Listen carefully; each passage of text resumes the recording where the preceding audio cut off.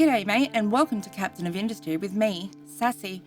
JD asked me, as he has reached year 300, to do a quick recap of not only the later years, but also how we got here. So let's start with the map choice. He has already played New Haven, the starter map back in the pre-alpha, when it was the only map choice. He has also played the beach during the beta, and in the last season tried to Scrooge McDuck his way through the Golden Peak. So when Update 1 rolled around, he had two choices: You Shall Not Pass and Insula Mortis, the Skull and Crossbones map. But he also had one more choice, the Crater map, reserved for those who either bought the DLC after the game was released or those who backed the game via Kickstarter. As JD put his money where his mouth was in the original video covering this game, he backed it, so it was time to try his hand at the Crater map. With its unique upside-down approach to an island being -80 at the bottom and just a few tiles above the sea surface. They say it was once a uranium mine, but I say it's a great place to bury JD should he not get a rocket launched in time. Previously on Captain of Industry with JD, the first episode he was off to a quick start, not wasting any time setting up early farming, construction, as well as clearing all the trees as soon as possible, and even setting up diesel production, all within the first 40-minute episode, which will set the pace for the rest of the series.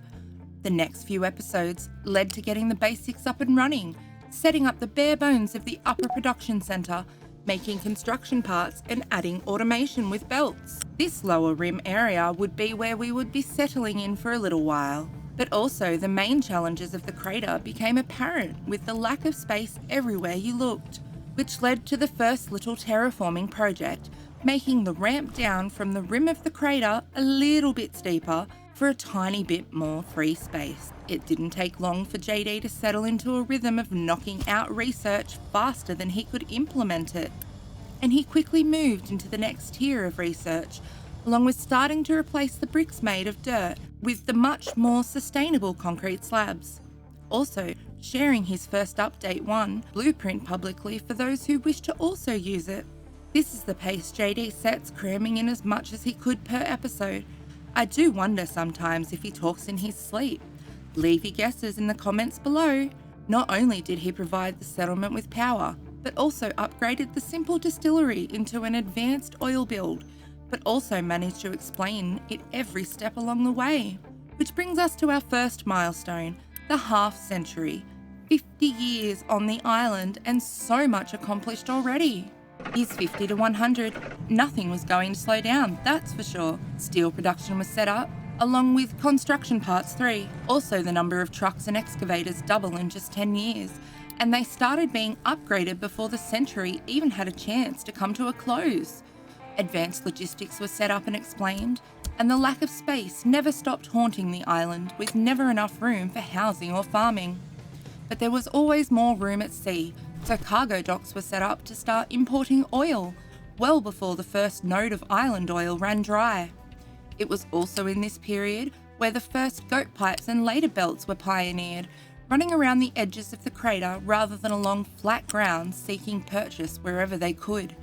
With the increase in production came the first health crisis of the island, watching the inhabitants slowly succumb to the pollution spewing from these new factories. But a modified waste not, want not system was implemented, and these led to boosted food production along with recycling before the turn of the century. Years 100 to 150 brought with them our own on-island glassmaking, rather than trading for it. It also brought the first ramps into the centre of the crater, along with the first viewer choice, to build on the outside of the crater or at the bottom of the crater. Obviously, the lowest point was chosen to have the most devastation, should JD ever flood the place. With a larger digging team, along with them now consisting of T2 vehicles, progress was made both inside and outside of the crater, flattening the top along with clearing out space on the inside, which led to housing being moved from the rim down a little lower, to make space for a new oil refinery that JD had just shared the blueprints for in the days prior. Speaking of blueprints, also the double scrub and the waste to water were used to clean up the air pollution on the island and burn the town's trash and turn it into fresh water, which could be promptly plumbed back into the farms and towns that were slowly drying up the island's groundwater. We have also reached the halfway of both the episode list as well as the timeline, so can I ask a favour? If you're enjoying this recap so far, can I borrow a like? I would just like to borrow it. Not happy with the recap by the end? By all means, you can have the like back. Also, if this is the first video you have seen of this series, might I suggest you click the subscribe button? I know JD would appreciate it. Also, check out the first link in the description for the playlist of this Let's Play. Years 150 to 200, with larger diggy boys running around, this is where terraforming started taking shape, the main crew being 30 strong and 10 more quickly added to that list. Large sections of the upper rim started being removed every year. Also, the last of the exhaust was cleaned up and wastewater treatment was added to the town. No longer dropping battleships in front of Mr. Shippy Shippy. Also, this is where JD offered up another choice in the Choose Your Own Adventure Island escape we are all on. Did he make a nice, gentle, easy slope into the crater, or force a shorter route via a zigzag as close to the mouth of the crater as possible? And it didn't take long for the votes to come in, overwhelming for the harder zigzag route, which led to a complicated switchback being carved into the side of the mountain. In preparation and to clear out even more space on the upper rim, a terrace of retaining walls was also added, outlining how retaining walls can work and how tricky they can be to get placed exactly where you need them. Now vehicles parts too were no longer needed for any more upgrades. A second dock was added and a contract was set up to trade them for more oil, which is probably a good thing considering there are over 140 vehicles active on the island. With some of the space on the island, some extra farms were placed down and corn planted to make moonshine, not for the people to drink, but to make disinfectant, ready for medical supplies.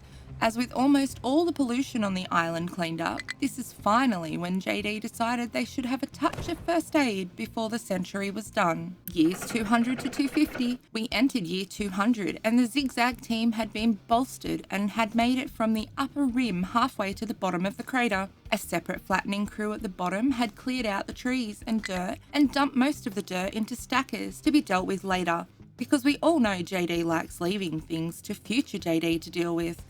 But the base of the crater was clear enough we could at least start planning out construction.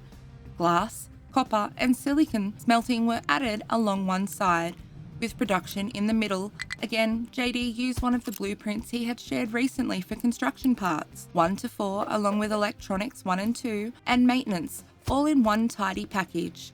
The other side of production, the concrete slabs were added and made future-proof for the concrete mixer tier 3, along with iron and steel. The real power of Unity was demonstrated as believing that we could move 1,200 tonnes of concrete slabs from the upper rim to the lower production centre was proven to be successful. The old production on the upper rim was not completely removed, instead it was repurposed into providing spare parts for Mr. Shippy Shippy and a dedicated vehicle parts too production facility to continue with our oil contract, removing any need to use offshore oil rigs for our diesel production. Years 250 to 300. There were many comments suggesting that stackers were the best thing and they finally won out. Goat belts were run up the crater walls and stackers were used to dump rocks into the sea and quickly proved to be very good at building sea pyramids. They were shortly retrofitted for a much more traditional bucket and dump truck. Science was rebuilt inside the crater and construction parts 4 unlocked, along with a side quest of breaking through the side of the crater wall was unlocked. Mega trucks and excavators were also unlocked and built, leading to the very first T3 trucks on the island, also raising the vehicle cap by another 20, which we used some of to start planting trees and upgrading the cargo docks at level 6.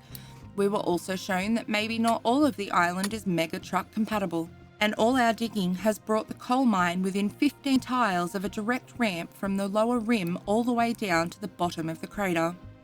Power plants were upgraded, the research list was cleared, and food has now been an issue for 100 years, but the population has also doubled in that time. This brings us to the year 300 and the end of this little recap episode. I can say an awful lot has happened in such a short time, and now with Mega Diggers coming online, I can only wonder what terraforming projects come next. And I guess the only way to find out is to hit that subscribe button if you haven't already. Thank you everyone for sticking around and listening to Sassy's recap of JD's Island Adventures to the year 300. Don't forget to hit the like button if you haven't already. And if that like was borrowed before, can I keep it? If you would like to see more Sassy recap episodes, leave a comment below, and hopefully I'll see you in future videos.